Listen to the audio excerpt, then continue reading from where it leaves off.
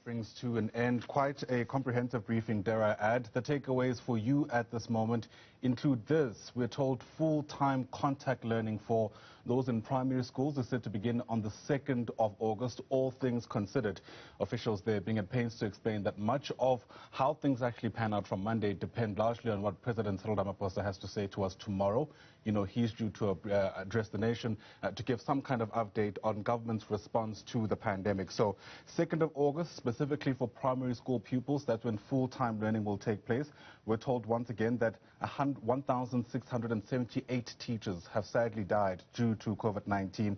That is without a doubt going to have a massive impact on the ways through which teaching and learning can take place, specifically on Monday. The overall message, though, outside of perhaps the precautions, is that the Basic Education Department says it's ready for schools to reopen once again come Monday, and that's across the board.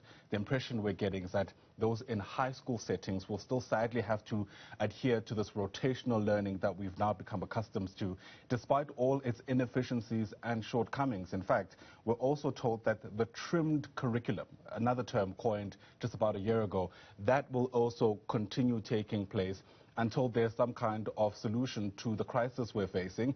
Interesting, though, that the Education's Director General, Matanzi Mamweli, admitting that the trimmed curriculum is just a short-term solution to a long-term problem, honing in on the plight of those who were in grade 11 last year as an example, to say to us, those pupils only had about 30% of contact learning that takes place. It was with that shortcoming that they actually enter into their matric year, where it seems that their plight is no different. What are we saying then about the quality of education those individuals are getting? Of course, we'll continue ventilating these issues for you. In fact, let's try and get your reaction now. Bring in our guests who will help us reflect on what's taken place. Nomarashiya Caluza is with Sadtu, as the KZN Provincial Secretary. Also joining us now is Basil Manuel, who's with Naptosa. He's the president of that teachers organization. To both our guests, thanks very much indeed for joining us. Great to have you on the program. Basil, I wonder if I can begin with you. I mean, outside of the teachers specifically being inoculated, do you get the impression that anything has fundamentally changed between where we are now and where we were when schools actually closed? Good morning, Ayanda, and thanks for having me, and to Nomarashiya as well. Good morning. We must remember that we closed schools effectively for the full cohort a year and 3 months ago. It wasn't just a few weeks ago.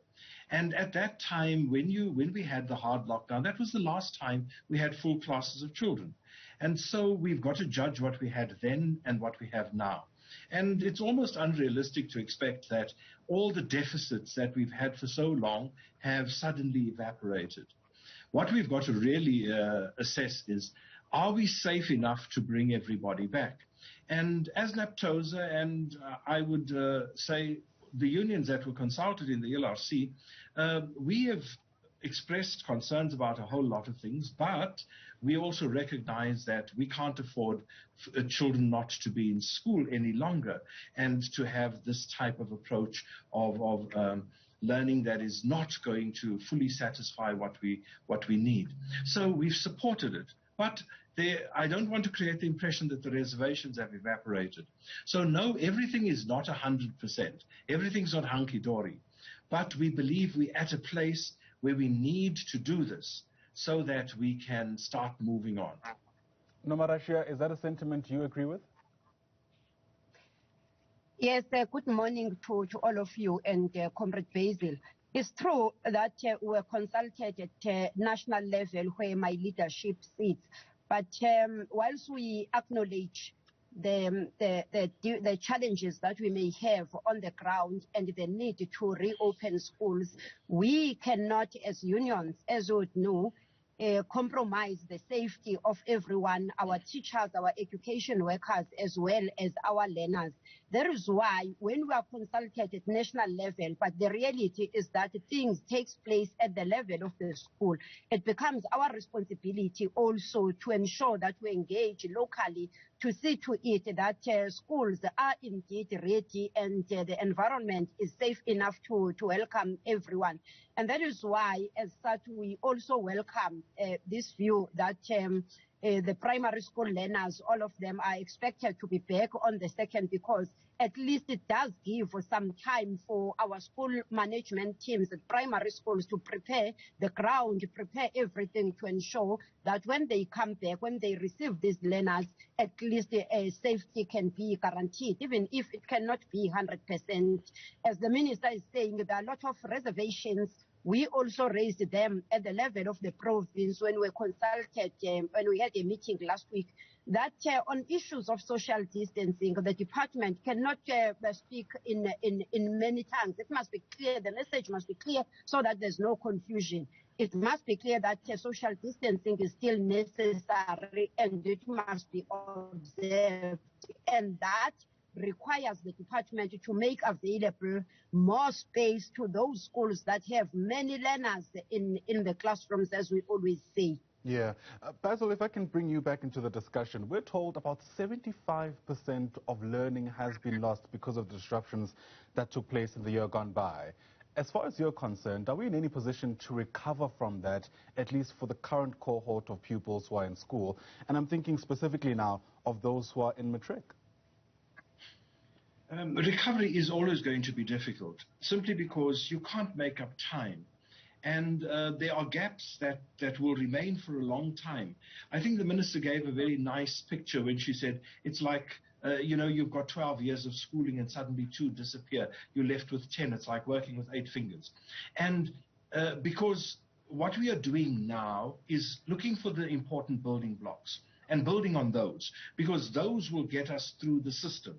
However, the gaps that are there, the things that we deem today as non-essential to make learners progress are in the syllabus because they build learners differently.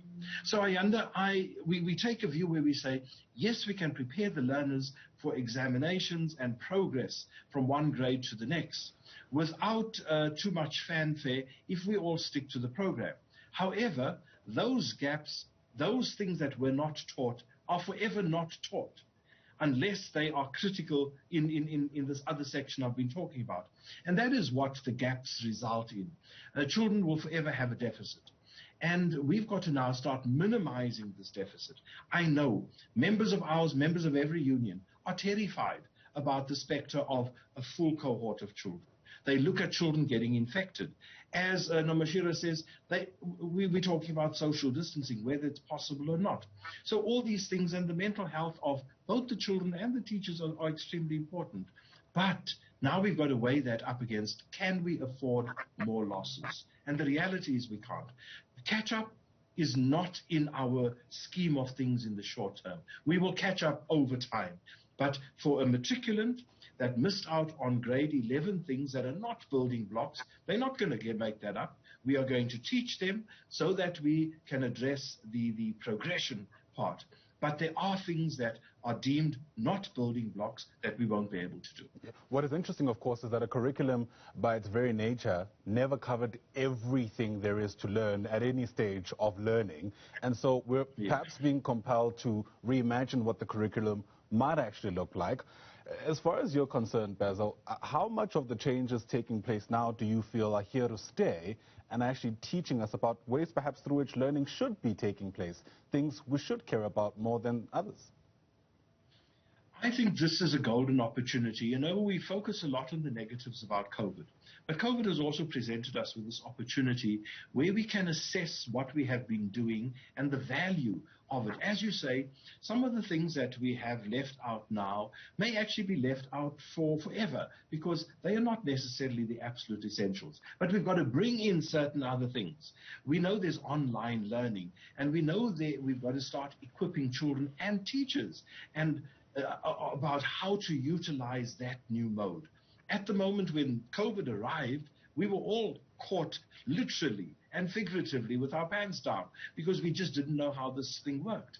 And now we are left with an opportunity where we need to bring in the new subjects. We need to talk about things that we haven't done before because they are going to suit us in the long-term part of COVID and, of course, the 21st century. Yeah. Nomarashiya, if I can bring you back into our discussion, we're also told 137 schools in KZN where you're based have also been affected by the unrest that took place in the week gone by. I mean, are you confident that the education department, specifically in KZN, can actually bounce back from something like that, especially considering that we're back to business from Monday? Firstly, I must state that the issue of education being a societal matter or issue is very important to be taken back to the society and to everyone, including community leaders, because as we talk of 137 schools that have been vandalized with material infrastructure being destroyed there, it raises questions to say, is the program of our schools talking to the needs of the communities, or are our communities realizing the importance of our schools? As Comrade Basil is talking about some opportunities exposed to us by COVID-19 in terms of online learning and other strategies that schools can have. But how do we do that when the same communities are destroying the same infrastructure that is meant to assist teaching and learning in our schools? In terms of confidence, we've had the meeting with the Department of Education in KZN as unions and school governing bodies. Our interest was on the plans to ensure that the learners in those schools that are affected by vandalism are not left behind in terms of teaching and learning when schools resume next week. For now, as the plan indicated in the report, the address of the minister is that the province is planning to provide mobile classes, especially for the schools that were burnt down. But as of now, as the union and Oh, what an unfortunate situation there. I think she was really getting to the thrust of her point. Sadly, that's the time we also have, so perhaps let me just fold it there. Nomarashiya Caluza is the KZN Provincial Secretary with Sadtu, also joining that discussion with Basil Manuel, who's the president of Teacher Union Naptosa.